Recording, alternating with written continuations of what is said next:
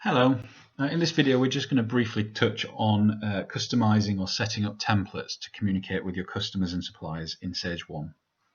To do this, we log into Sage 1 and click on the settings menu item at the top. Once there, we click on email messages.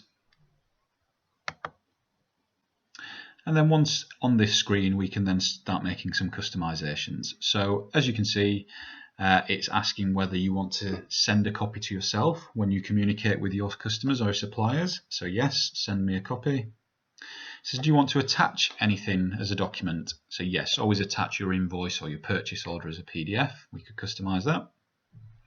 But the real meat and potatoes of it all is these headings down here. So we're first presented with invoices. So when we raise a sales invoice on Sage 1 and we email that to our customer, this is the pre-populated text. This is the pre-populated text that will get sent to your customer.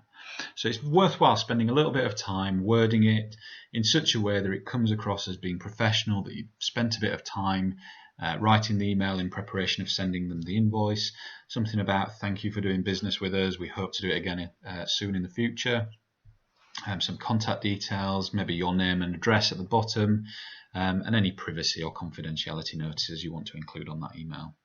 So that can all be literally typed here. So if we say at the bottom, thanks for doing business, that will go on every single email that we raise as a sales invoice. To save that, we just scroll down a little bit and click Save. I'm not going to do that in this example. I'm just going to move on to credit notes, which you can see the text is very similar. Quotes and estimates is similar. Statements might be a little bit more wordy in the sense that we're not raising a sales invoice. We're saying this is the current balance as at a particular date, maybe 2, 3, 4 days ago. So maybe you want to word that nicely. Remittance advice, that's another great one to sort out and automate, so that when you do make a payment to your supplier, we can just have an email get sent straight to them to let them know that the payment's been made to your supplier and they're not misallocating it on their accounts.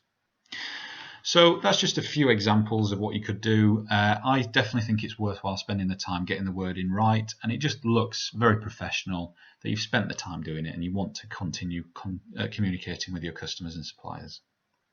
So hopefully that's helped, guys. But if you do need any assistance or further assistance, please do get in touch. Thanks very much for watching.